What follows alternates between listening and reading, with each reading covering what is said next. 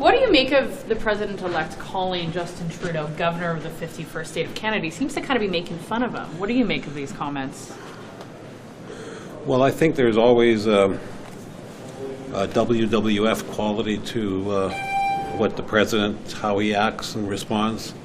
And I think really that's what we're seeing right now. But what does that mean in terms of Canada? Mr. Davies, what do you make of Donald Trump calling Justin Trudeau the governor of the great state of Canada? What do you make of that? Well, that's Mr. Trump being Mr. Trump. I mean, it's not serious. I think it's a bit disrespectful to Canada. How do you think the Prime Minister should respond? Does it concern you at all when Mr. Trudeau is trying to convince Mr. Trump not to levy things like a 25% tariff? Do these comments from the President-elect concern you at all in terms of how Canada navigates this relationship? Well, they're not helpful. I mean, I think that what Canada has to do is we have to stay focused on the serious issues at play. I think sometimes that means distinguishing against provocative statements that aren't helpful, but I do think we need to just keep our eye on the ball. Do you think, how happy are you with the Prime Minister's performance thus far since Mr. Trump came, not fully in office, but was reelected? Well, I think it was important that the Prime Minister did go down to Mar-a-Lago. I think being the first foreign head of state to visit Mr. Trump was important. I think it's important to be proactive on the file, but so far I haven't seen any results, so jury's out. Do you think Trudeau's up for the challenge to face Trump the second time around? No, I don't. No, I don't. Why not?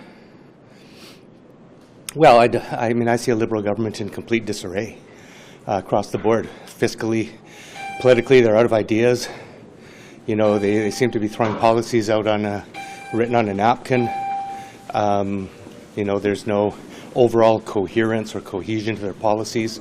You know, they're not responding to the realities of the Canadian people in a very difficult economy. So I don't think Mr. Trudeau's handling the domestic political situation well. I have less confidence he'd be able to do it international. Do you think Mr. Trudeau should be threatening retaliatory tariffs at this stage? I think we need to be standing strong for Canada at all times, and that means, well, it means sticking to facts. You know, obviously we have a long-standing, important relationship with the United States. I think we're mutually intertwined in many ways.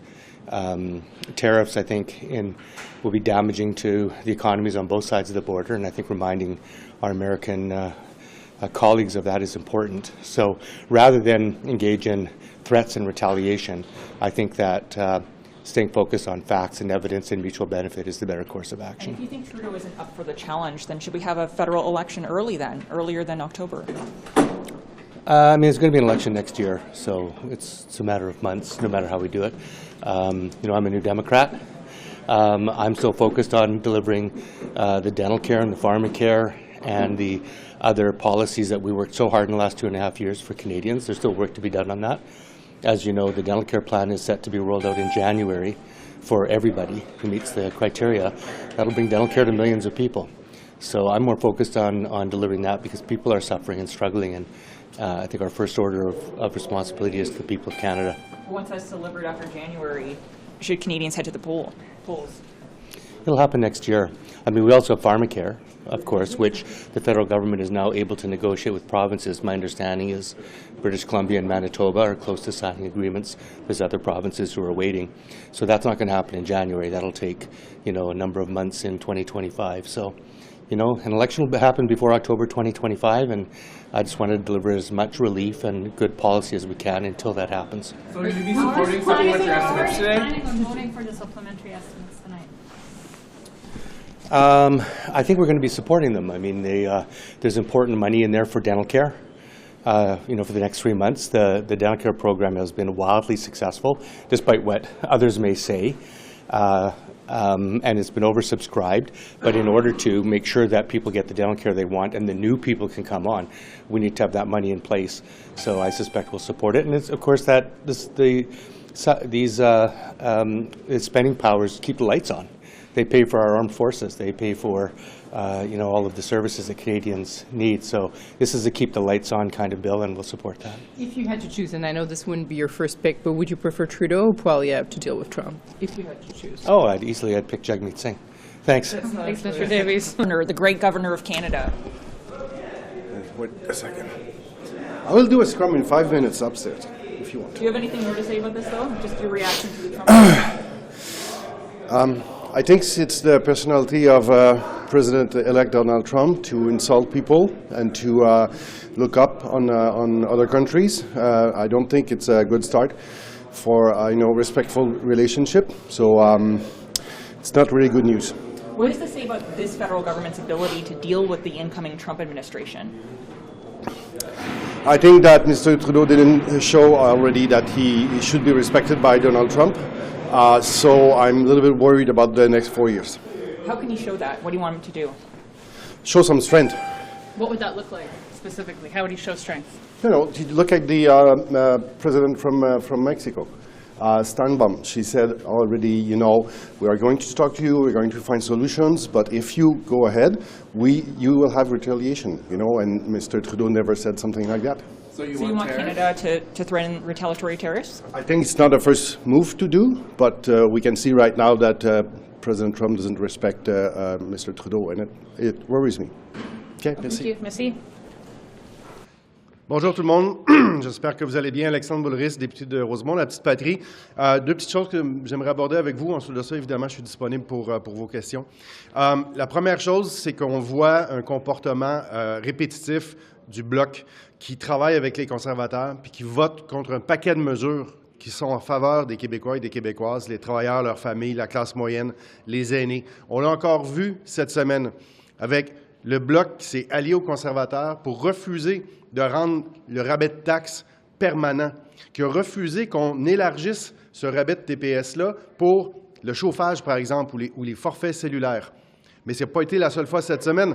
Ils ont aussi travaillé avec les conservateurs pour s'opposer à ce que le fameux chèque de 250 $ soit non seulement accessible pour les travailleurs, mais également pour les retraités, les aînés, les personnes âgées du Québec que le Bloc dit toujours vouloir défendre.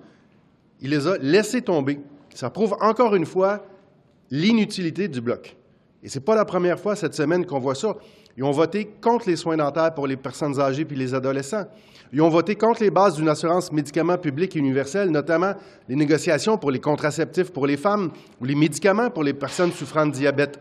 Alors, quand c'est le temps de défendre l'intérêt des Québécois et des Québécoises, le Bloc n'est pas au rendez-vous, il rate ses occasions, il n'est pas utile pour les Québécois et les Québécoises. La deuxième chose, ce qui nous préoccupe beaucoup au NPD en ce moment, là, puis on le voyait ce matin dans les médias, cette espèce de glissement vers une plus grande privatisation de notre système de soins. Quand c'est rendu là, qu'au Québec, Clic Santé, 7 fois sur 10 va t'envoyer dans une clinique privée où tu vas devoir payer une facture. On est loin de l'esprit de Tommy Douglas et des néo-démocrates qui disaient l'assurance maladie, ça va être ta carte que tu vas pouvoir la payer par ta carte de crédit. C'est l'accès universel, égalitaire pour tous et pour toutes. Et là, ce qu'on entend sur le terrain, ce n'est pas juste un article de journal, c'est des gens avec qui on parle dans Rosemont Petite Patrie, un peu partout à Montréal. C'est rendu que pour la moindre des choses, il y a une facture pour une prise de sang, pour un rendez-vous, pour avoir une analyse ou quoi que ce soit. Et là, ce qu'on dit, c'est que le gouvernement libéral, il y a une responsabilité avec la loi canadienne sur la santé. Il y a 5 principes qui sont fondamentaux qu'il faut préserver. Alors, que les libéraux de Justin Trudeau prennent leurs responsabilités, parlent au gouvernement du Québec, parce qu'on ne peut pas laisser faire cette privatisation puis le glissement vers le privé. Mais puisqu'on parle du Québec, que pensez-vous de l'idée que M. Legault a lancée d'interdire la prière en public, là, pour ainsi dire, puis d'avoir recours possiblement à la disposition de dérogation pour y parvenir? Il n'y a pas d'autre chose à faire, M. Legault. L'épicerie est plus payable. Il y a du monde qui sont plus capables de payer leur loyer, qui se font rénovicter. Il y a des jeunes travailleurs, travailleuses qui n'ont même plus espoir de pouvoir s'acheter une maison. Il me semble qu'il devrait y avoir du pain sur la planche pour s'occuper du système de santé puis des urgences, s'occuper des écoles, s'occuper de l'accès à un loyer qui est décent, un loyer qui est vraiment abordable. Au lieu de tout ça, là, bien, il fait encore les tactiques de diversion, puis on agite des épouvantails, alors que ce n'est pas les problèmes de la vie courante de monsieur, madame, tout le monde. Personne ne nous parle de ça. C'est vraiment une tentative de diversion qui est même pas subtile, là. Mais sur le principe, c'est ça, sur le principe. Vous pensez quoi de l'idée, là? Le Québec est une société laïque et on appuie la laïcité. L'État doit être neutre. Okay? Il ne doit pas faire la promotion d'aucune religion dans une classe, dans un hôpital ou, je ne sais pas, dans une résidence de personnes âgées. Okay? Par contre, les gens ont le droit d'exercer leur religion. On parle de beaucoup de cas où il y avait eu une autorisation qui avait été demandée par les autorités publiques, ça avait été accordé. Mais vous remarquerez qu'on pointe du doigt toujours le même groupe. Moi, j'habite dans un coin où, une fois par année, il y a une très jolie procession catholique de l'Église portugaise qui n'est pas loin de chez moi. Jamais personne ne s'est plaint de ça. M. Trudeau s'acharne sur les musulmans, c'est ça que vous dites? Bien, je pense que ça arrive souvent que M. Legault, puis c'est pas la première fois, on l'a déjà vu dans le passé, il pointe du doigt les immigrants, il pointe du doigt les musulmans. Je pense que c'est un populisme qui essaie d'exploiter. Puis là, dans ce cas-ci, c'est pour éviter de parler des vrais problèmes des gens. C'est d'autant plus choquant. La prière a-t-elle sa place dans les lieux publics, sur le fond? Bien, vous savez, moi, je ne suis pas quelqu'un de religieux, je suis quelqu'un de athée. En même temps, si c'est fait dans les normes, si c'est fait avec des autorisations, si on demande la permission, je veux dire, pourquoi pas, là? Je suis pas... Oui. Bien, de l'arrondissement, de la Ville de Montréal, par exemple, si c'est un rassemblement sur un lieu public, il y a des choses... Mais c'est déjà existé, cela, là. OK? Dans la façon dont Mme Freeland s'est exprimée ce matin concernant l'énoncé économique, elle parle beaucoup de son objectif de réduire le ratio dette-PIB. Elle ne parle pas beaucoup du déficit. Vous en pensez quoi? Bien, si on a un déficit qui augmente considérablement, ce que ça va faire, c'est que ça risque d'ouvrir la porte à Pierre Poilievre pour couper dans les services qui sont vraiment utiles dans la vie des gens, couper dans les soins dentaires, couper dans les pensions pour les personnes aînées, couper dans les transferts en santé aux provinces. Ça va lui donner une espèce de regardez, c'est épouvantable, je vais être forcé de faire ça. Et ce que ça démontre, c'est que les libéraux n'ont pas le courage de aller chercher l'argent là où il est vraiment. C'est pour ça que nous, au NPD, on dit qu'il devrait y avoir un impôt, une taxe spéciale sur les profits excessifs des grandes compagnies, les pétrolières, les gazières, les banques, les compagnies d'assurance. Alors, évidemment, si d'un côté tu dépenses, mais ça n'augmente pas tes revenus puis ta recette, mais ça va faire des coupures plus tard dans les programmes sociaux. C'est ça que Mme Freeland risque de faire avec ce budget-là, de la manière dont on en parle aujourd'hui. Alors, c'est un peu de votre faute, c'est vous qui n'arrêtez pas d'y demander de dépenser, là. On a des nouveaux programmes qui servent vraiment aux Québécois et Québécoises. On est rendu à plus de 330 000 personnes au Québec qui sont faites payer le dentiste, qui ne pouvaient pas se le payer avant. Ça, c'est vraiment important pour la santé des gens et la santé publique. Mais de l'autre côté, il faut aussi être capable de taxer les plus riches, les PDG des grandes compagnies qui s'en mettent plein les poches, qui ont des millions de dollars en bonus chaque année. Et ça, les libéraux de Justin Trudeau et Mme Freeland le font jamais. Sur les chèques, les récupérer en taxant les plus riches? On peut parler assez facilement de 3 à 4 milliards de dollars, mais il faudrait que je vérifie. On pourrait vous en envoyer le chiffre par la suite. Ça a débloqué le Parlement? Allez-vous être capable de vous entendre avec Mme Freeland ou c'est mort, cette histoire-là? La demande du NPD, elle est claire, c'est-à-dire qu'il faut aider les gens qui en ont le plus besoin. Et d'exclure en ce moment les personnes handicapées, les personnes retraitées, les personnes qui ne sont pas sur le marché du travail parce qu'elles ne peuvent pas travailler, c'est complètement absurde, alors que de l'autre côté, on va donner un chèque à quelqu'un qui gagne 140 000 par année. Ça négocie pas fort. Il n'y a plus d'entente. Donc, nous, on a mis nos demandes sur la table. Jack Meat a été extrêmement clair. La balle est dans leur camp. On va voir s'ils se préoccupent vraiment des gens qui sont dans le besoin. Il y a un voies et moyens là, sur l'augmentation du taux d'inclusion du gain capital. Est-ce qu'il pourrait y avoir une entente pour passer cette partie-là ou d'autres choses la semaine prochaine? Écoutez, j'ai pas vu encore ce texte-là, mais c'est possible. C'est une mesure que nous, on a toujours favorisée, de monter à 75 dès que ça débloque ici. Oui, mais là, il faut poser la question au Parti conservateur qui bloque les travaux de la Chambre. Mais vous pouvez le laisser. Tout demander sur les chèques de 250 $, est-ce que c'est le moment de les laisser tomber?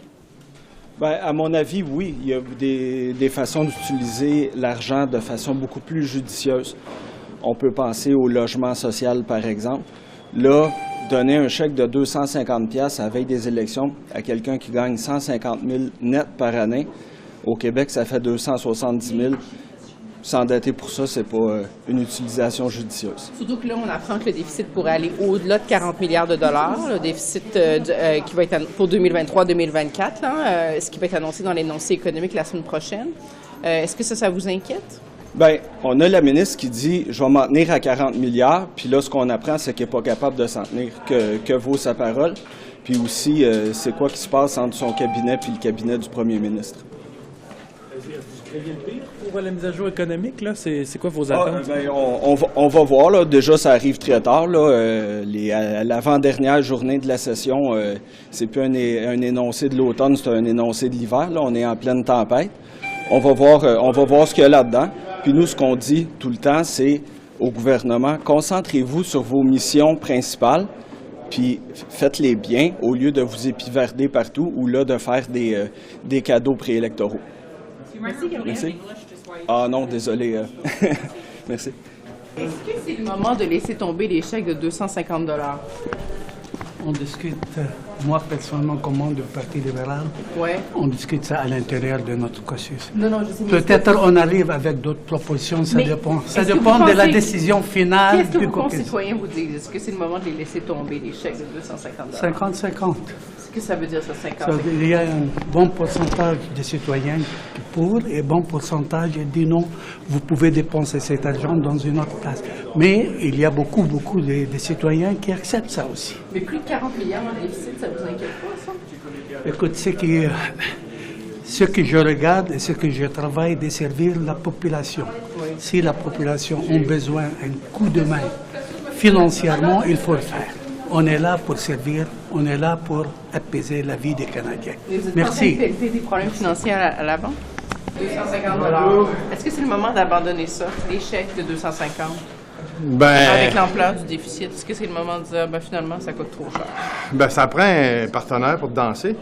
Oui, là, vous en avez. Puis là, on n'a pas l'NPD. Le PD, il a semblé reculer. Hein? On avait l'NPD quand on a fait l'entente. Mais là, si on n'a pas de partenaire, j'ai le passe une loi. Fait que là, vous dites, on pourrait reculer, dans le fond. On pourrait reculer. On pourrait juste pas le mettre de l'avant pour le moment. Mais il faut trouver une façon pour aider les travailleurs qui ont travaillé fort depuis la pandémie. Mais est-ce que vous seriez déçu là, si on reculait sur les chèques? Il faut faire quelque chose. Les travailleurs ont été là.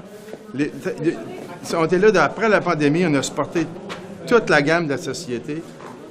Puis moi, 250 $, je ne le voyais pas négatif dans le sens qu'il faut redonner à ceux qui ont travaillé fort pour rejoindre les deux bouts.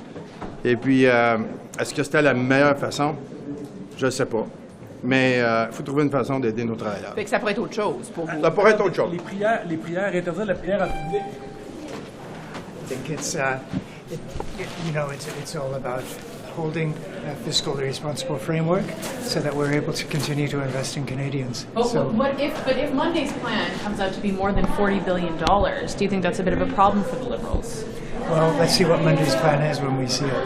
But I'm looking forward to it. Thank you. Conservative leader about Santa Claus, comparing the Arctic ambassador's work to dealing with Santa Claus? Yeah, I thought it was quite an offense to people who live in the Arctic, and it shows that he doesn't take the Arctic seriously. Have you reached out to the Conservative leader to talk to him about this? What do you think you should do? No, I have not. No. Thank you. On the matter of foreign interference, I wanted to make a few brief comments about the developments that Mr. Poilievre, without top secret security clearance, is going to be able to get a briefing. Il n'y a pas une question, jamais une question, que c'est possible pour le chef de l'opposition officielle de recevoir un briefing de CSIS dans le cadre de renseignement non secret. Ce n'est pas une question.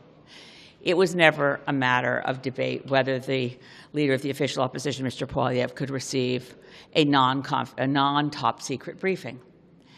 But the question for me, and this is something I haven't said publicly, but it needs to be said, now that we have more specific testimony as to what the nature of the foreign interference in the federal party leadership race was, if that's all there is, which we don't know, the only thing that gives rise for me to doubt whether Mr. Poilievre is in some way compromised is his refusal to subject himself to inquiry by CSIS and other aspects of our intelligence establishment to whether or not he is cleared to receive top secret information. In other words, c'est jamais une question est-ce que M. Poilievre est disponible pour les rencontres avec l'agent sécuritaire. La seule question, c'est est-ce qu'il est capable de réussir dans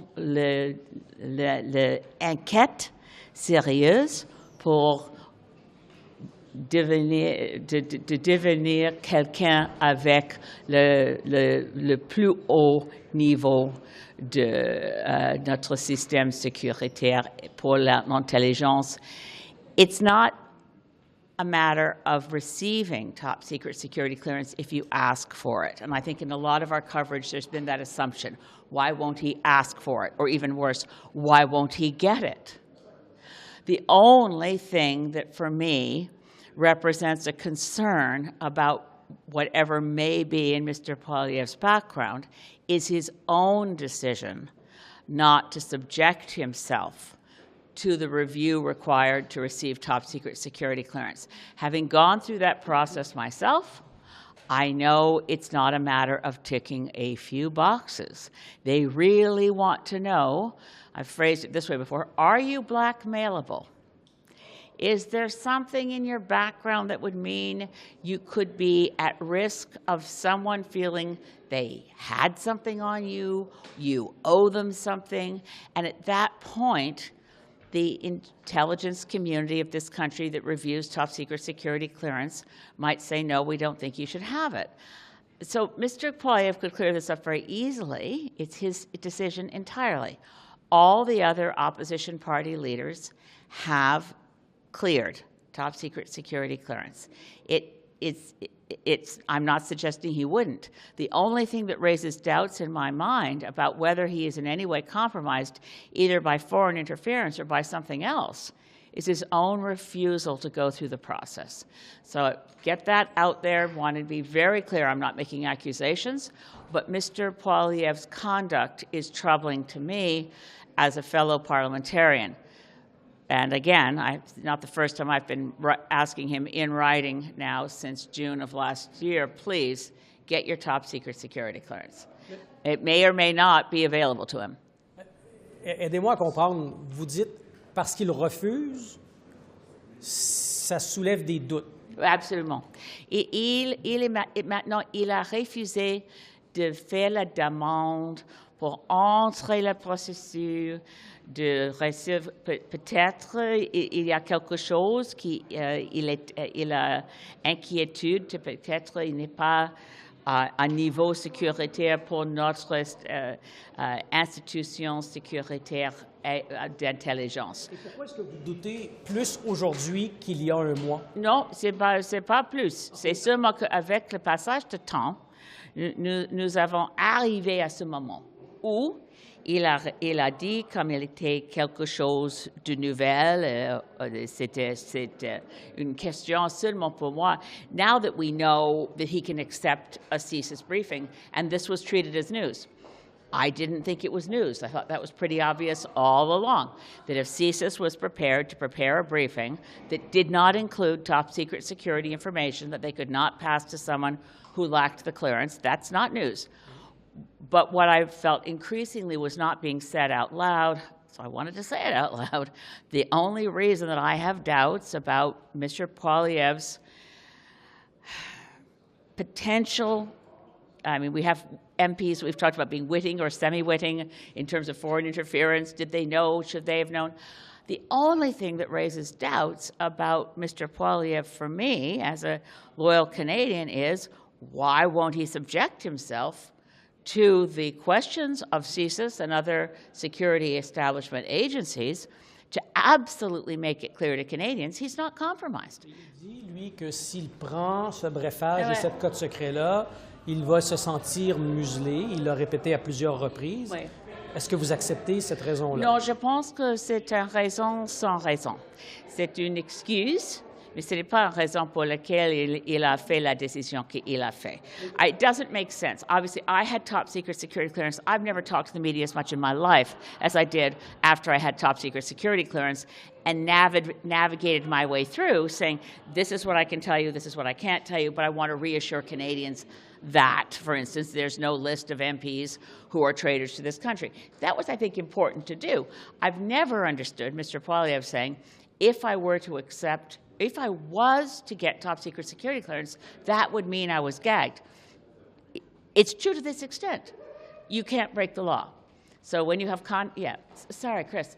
Just to Separate subject we wouldn't mind. I believe Mr. Trump on his Truth Social this morning greeted the Prime Minister as the governor of the 51st state, something along that line. Have you seen that? Do you have any thoughts about that, about the dynamics of the relationship? I haven't seen that, but so I probably shouldn't comment. Just that with the Truth Social post of Donald Trump planting a Canadian flag on a Canadian mountain, I have to say that to the extent that this 51st state thing was a joke, it's not funny.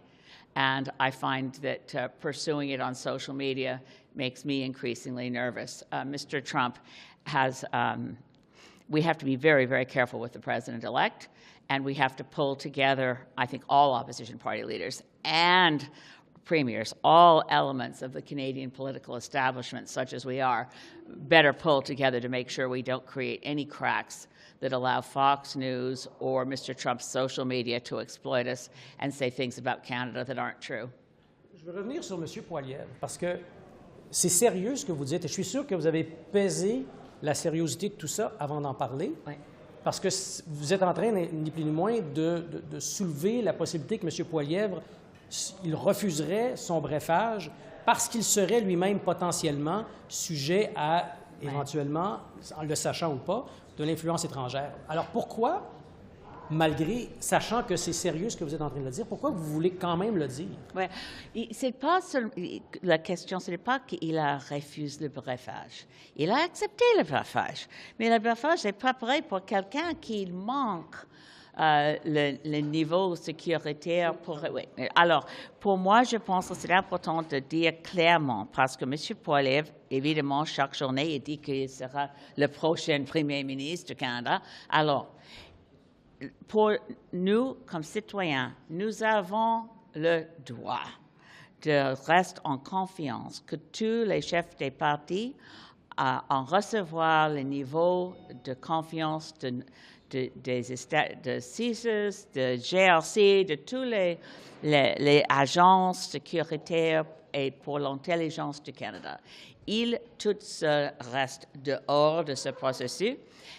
Et je pense que la seule raison possible pour moi, la raison qu'il offre manque de sens. Alors, c'est possible, je ne veux pas faire ça comme une déclaration, mais il reste possible qu'il n'était pas disponible de prendre le processus de rendre son position comme tous les autres chefs de l'opposition avec le haut niveau sécuritaire parce qu'il a lui-même les doutes qu'il ne va pas réussir à cause de quelque chose de secret. Ça, c'est seulement pour lui d'enlever ses doutes. C'est à lui d'enlever les doutes pour accepter le processus de recevoir, je pense que c'est un infinitif, c'est pas vrai. Alors, de recevoir son top secret security. Because that's quite serious what you're saying. You're saying the only reason you can see that Pierre Poilievre is refusing his security clearance is the only thing you can see is that because he would be subject to himself to political interference, either willingly or unwillingly or wittingly or unwittingly. But political interference, they ask you a lot of questions when you go through top secret security clearance. Knowing that it's a serious allegation, why do you feel that, or a suspicion, why do you feel it's important to say it out loud anyway?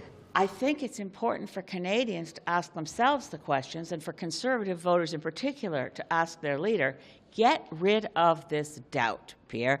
Just let the security establishment put you through the same paces and ask the same questions that they already have for Ms. May, Mr. Singh, Monsieur Blanchet. Tous les autres le fait déjà. Pour moi, avec le passage de temps, je suis plus en plus inquiète. Pourquoi, M. Poilievre? Il a refusé encore et encore de prendre les étapes que tous les autres ont déjà prises.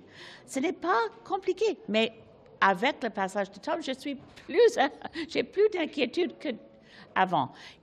If he has something there that would mean he's subject to blackmail or subject to a foreign power saying you owe us something. Right now you're in our pocket. You're not able to fulfill your duties as a Canadian because you have in your background somewhere, and he doesn't have a long background. I mean, I always find it funny when we debate pensions, and he says Mr. Singh only wants his pension. I'm like, hey, Mr. Singh can go back to his previous job. He was a lawyer. Mr. Poilievre doesn't have a background in a profession that we know of. I mean, there's a rumor he once worked at Dairy Queen, but so far nobody's proved it. But look, he's got a good pension. It's not about pensions. It's just he doesn't have a whole lot of history here where I could imagine that he's done something that means he can't get top secret security clearance. The only reason I doubt Mr. Poilievre's integrity as a loyal Canadian is that he's refusing to prove it in the easy way that's laid out for him. Thank you. Merci. Ask you, is the government currently looking at options and ways to support charities that are impacted by the Canada Post strike?